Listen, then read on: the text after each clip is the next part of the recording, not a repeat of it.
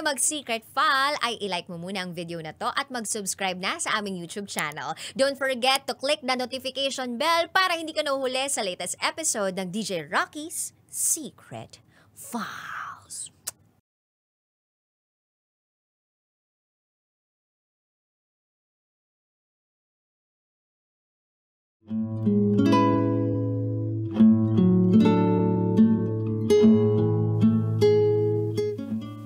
And now,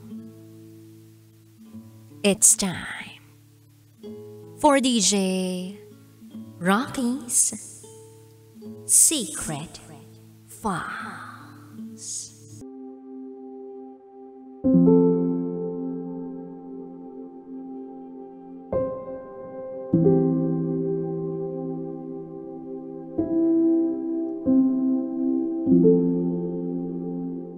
Hindi alam ng jowa ko na transgender ako.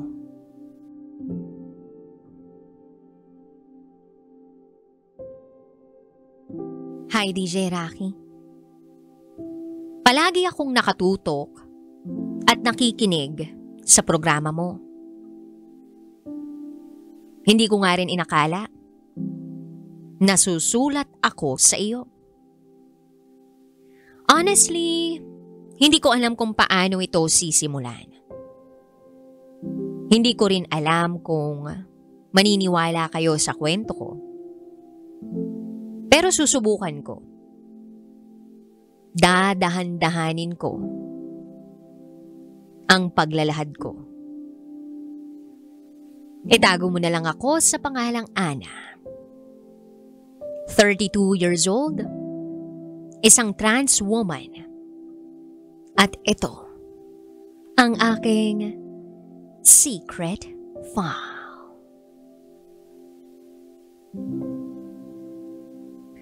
Apat na taon akong OFW sa Dubai. Bilang panlaban sa pangungulila o pagiging homesick, sa social media ako madalas naglalagi. YouTube, Facebook, TikTok. At sa katunayan, sa TikTok ko nakilala ang isang espesyal na tao sa buhay ko.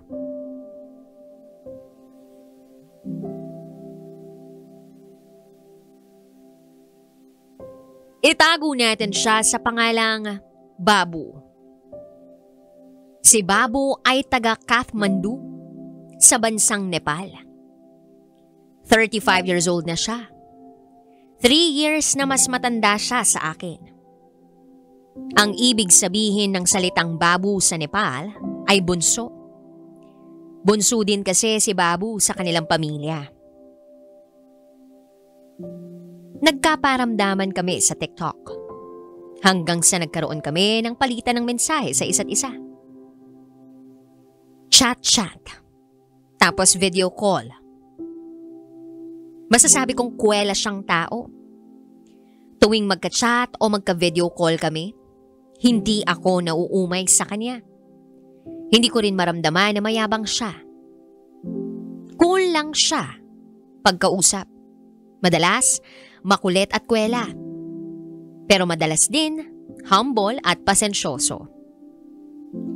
Pero nagtataka lang ako, DJ Rocky, kasi alam mo, inabot na kami ng isang taon na magkausap sa chat o video call. Lagi kong naiisip to. Hindi ba niya nahahalata sa boses ko na isa akong trans woman? Hindi ba niya nahahalata na hindi ako isang tunay na babae? At kung sakali mang alam niya, bakit wala siyang binabanggit o itinatanong sa akin tungkol doon? Actually, DJ Rocky, takot akong umamin sa kanya na trans ako. Ayoko talagang umamin. Kasi mahal ko na siya. Kaya naging palaisipan ang bagay na yon sa akin. Naglaro din sa isip ko yung tanong na matatanggap niya ba kaya ako bilang isang trans? Pero kahit may mga tanong na bumabagabag noon sa isip ko, Tuloy-tuloy pa rin naman ang communication namin ni Babu. Araw-araw, magka-chat kami. Umaga, hapon, gabi. Tapos kapag gabi naman, magka-video call kami. Hanggang sa makatulog na lang kami pareho. At habang tumatagal, lalo kong napapatunayan na mabait nga siyang tao.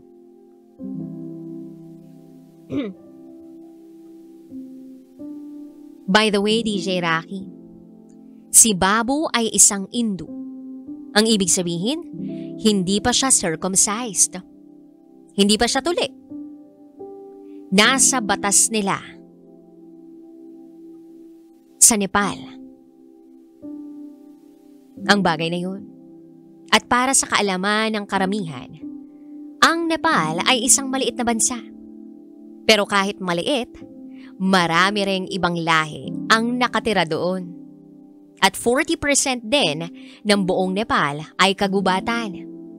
Kaya hindi masyadong maraming native na Nepalese ang naninirahan doon. So yun na nga, fast forward. After more than a year, na panay lang kaming magka-chat, nag-decide na rin kaming magkita in person ni Babu. Pero habang iniisip ko kung yung napipinto naming pagkikita, na-overwhelm ako ng kaba. Siyempre, never naming naging topic ang sexuality ko. Na-trans ako. Bumabalik na naman uli yung mga tanong sa utak ko. Sure bang hindi niya alam na trans ako? Hindi niya ba talaga nahahalata simulat sa pool? Paano kapag magkita kami, saka lang niya marirealize na trans ako? Diyos ko, nenenervyos na ako noon, DJ Rocky. Sa totoo lang, hindi ko maiisip kung ano talaga ang magiging reaksyon niya. Balot na balot pa rin ng takot ang buong pagkatao ko. Hindi ko maamin sa kanya sa chat o sa video call ang tunay kong kasarian. Pero panalangin ko na lang na sana may inkling na siya. May clue na siya. Maski base na lang sa boses ko. Kahit dito na lang At sa wakas, dumating na yung araw na nagkita kami. Pinuntahan niya ako sa Dubai. At sinalubong ko siya sa airport pagdating niya. At habang nakikita ko na siyang papalapit sa akin, parang slow motion ang mga nangyayari. Para akong nasa pelikula na may tugtog sa background na forevermore. Ganun yung eksena sa utak ko tuwing naaalala ko yung mga nangyari sa airport sa Dubai. At hindi ko rin inakala na sa una naming pagkikita, maliliwanagan na rin ang mga tanong na nasa utak ko. Isang tanong lang ang nangingibabaw noon sa isipan ko. Matatanggap kaya ako ni Babu? O hindi? Noong makita ko na siyang nasa harap ko na, ang una kong ginawa ay halikan siya at yakapin siya. Tinugunan niya rin ang halikat yakap ko sa kanya. Nakita ko ang una niyang bungad sa akin. Abot tenga ang ngiti niya.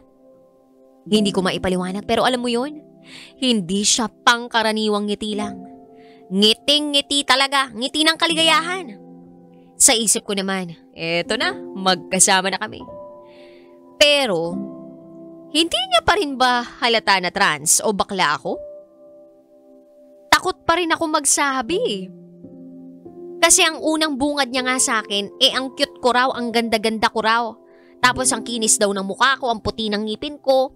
Panay puri sa akin ni Babu. Ang hindi niya alam, naka-veneers ako. Kaya maganda tingnan yung ngipin ko. Pero Lord, patawarin mo ako. Gwapong-gwapo ako kay Babu. Ang pogi niya talaga sa personal. Kamukha siya ni Mark Heras. Ay, nababakla na naman ako. Ano ba yan? Tapos ang ganda pa ng tattoo niya. Nakaka-starstruck.